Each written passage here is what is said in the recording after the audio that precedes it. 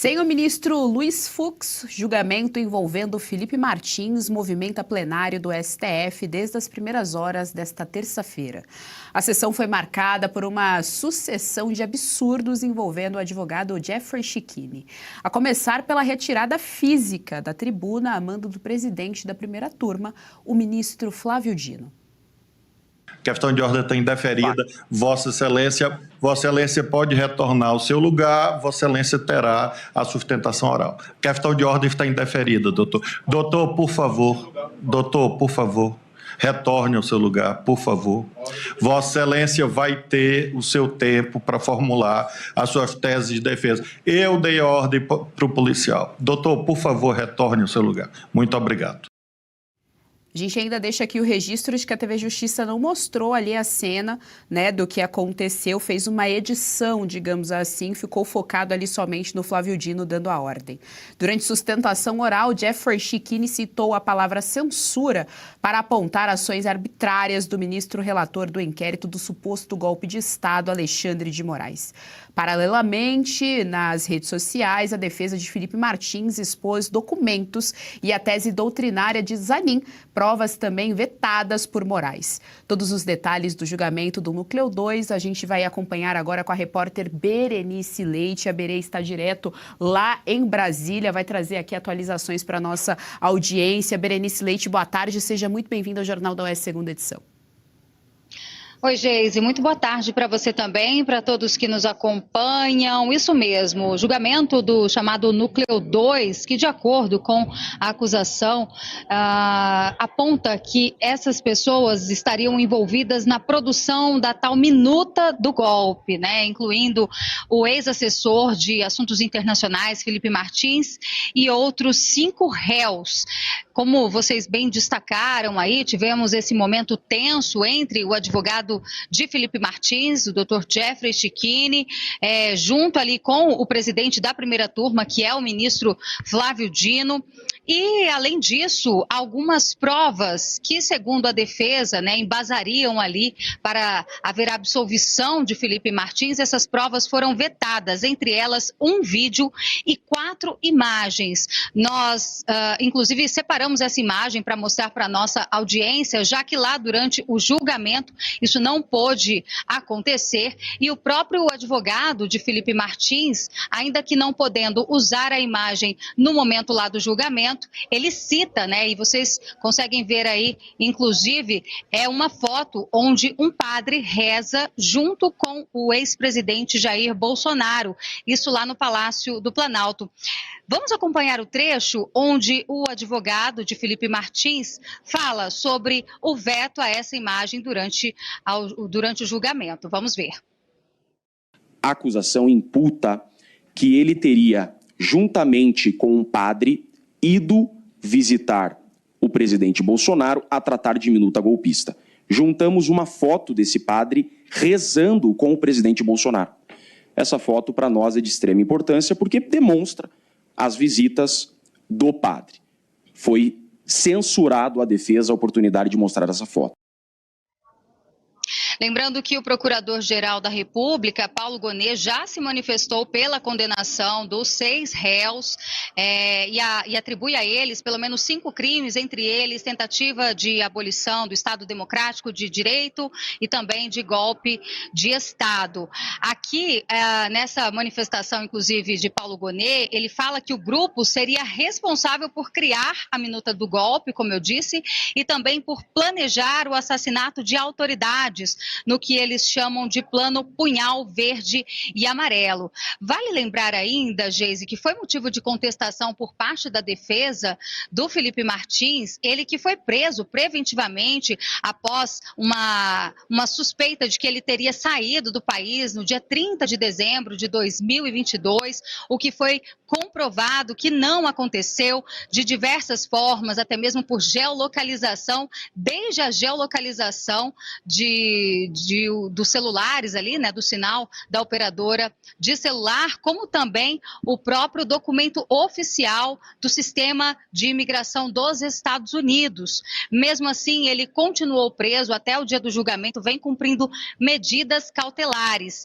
E mais do que isso, a defesa também alega que a Procuradoria-Geral da República teria inserido novas provas, isso após o prazo, e, portanto, não podendo aceitar essas provas, a defesa alegou que o processo deveria ser anulado ou então o prazo do julgamento adiado. Momento esse também que foi relembrado hoje durante o julgamento pelo advogado Jeffrey Schichini, que chegou a ser até afastado por menos de 24 horas. O ministro Alexandre de Moraes, a gente lembra que havia determinado que o Felipe Martins deveria ali agora ter em sua defesa, né, a Defensoria Pública, tirando ali o direito dele, no caso de ter um advogado particular, o que ele acabou retornando nessa decisão horas depois. Mas vamos acompanhar o trecho em que o advogado de Felipe Martins lembra desse fato, onde a PGR, segundo ele, teria apresentado novas provas fora do rito do processo. Vamos ver.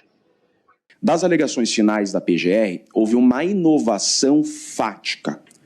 Da denúncia, a imputação contra Felipe G. Martins se dá exclusivamente em 3 datas. Dia 18, dia 18 de novembro, 6 de dezembro e 7 de dezembro. Porém, das alegações finais, houve uma inovação de datas e uma alteração fática. Isso inviabiliza o exercício efetivo da ampla defesa, até porque temos uma hora agora a analisar, inclusive, novas datas de imputação, que seriam 19 de dezembro e dia 9 de dezembro. Datas essas que não houve imputação da exordial acusatória. Agradeço, doutor. Então, peço, inclusive, que, com a máxima vênia, seja considerada essa nulidade por essa violação, inovação acusatória de forma extemporânea. E outro ponto alto ali do julgamento, da sustentação oral da defesa do Felipe Martins foi o momento em que ele defendeu ali e acusou o tenente-coronel Mauro Cid de escrever e apresentar a chamada minuta do golpe. Ele teria feito isso e apresentado aos comandantes das Forças Armadas. O Dr. Jeffrey Schichini alega também que a minuta é de Mauro Cid e foi encontrada no computador dele. E nos slides que foram autorizados hoje a serem mostrados, a defesa também exibiu uma lista provisória de viagens fornecida por Mauro Cid, que é o delator nesse processo, na delação premiada, né? E Mauro Cid teria o controle das listas em documento editável.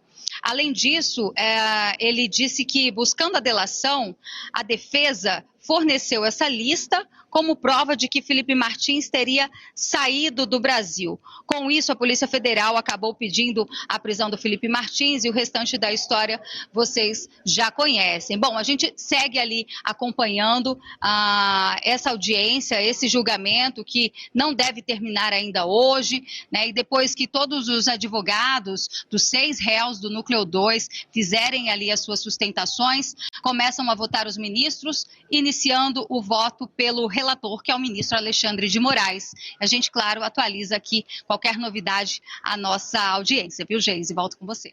Muito obrigada, Berenice Leite, pelas informações aqui no nosso Jornal da Oeste. Até a próxima.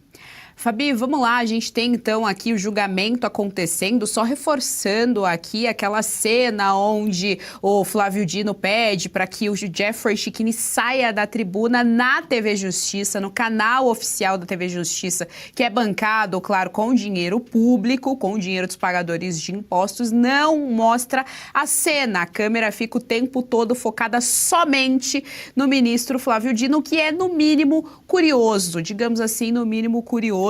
Não é a primeira vez também que a defesa do Jeffrey Schichini sofre abusos de poder vindo do STF. Quando o doutor Sebastião Coelho estava à frente da defesa, também foi impedido ali de entrar no STF, mas é isso, julgamento em curso então, Fabi, do Núcleo 2 do suposto golpe de Estado.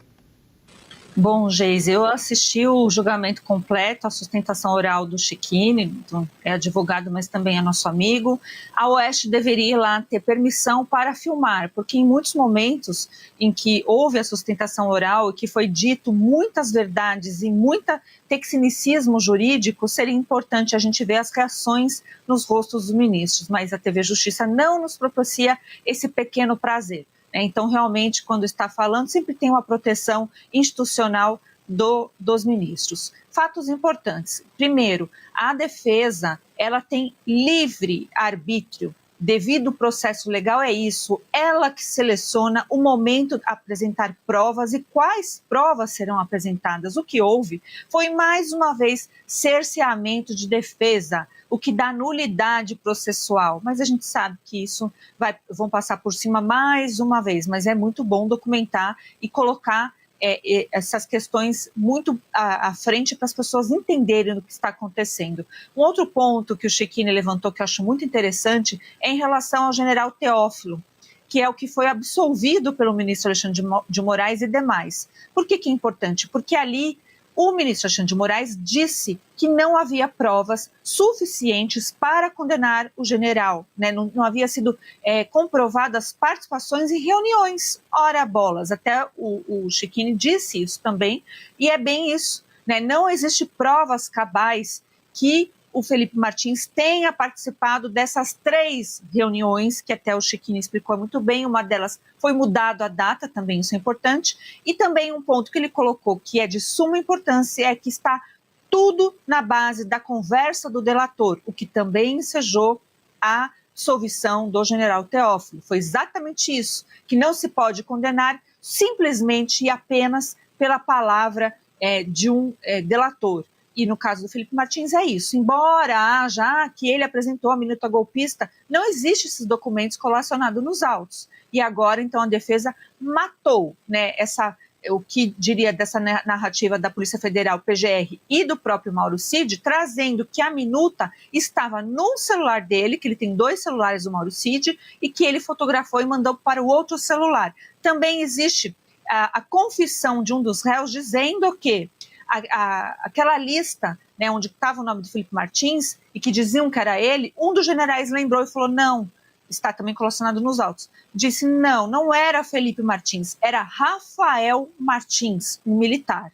E aí também o Chiquini aponta que 15 pessoas diretamente ouvidas com provas muito mais robustas do que no caso do Felipe Martins não foram sequer investigadas. Então eu acho que a defesa foi extremamente positiva se nós tivéssemos um país com a normatização das nossas leis e de nossas regras. O que nos resta é torcer, olha o absurdo, né? Mas é torcer para que a lei seja feita e, ao menos no caso do Felipe Martins, ele merece a absolvição porque não se coloca ele na cena do suposto crime ou suposta reunião dos quides pretos. Então, como não aprova, no mínimo, como pediu a defesa, indúbio pro réu.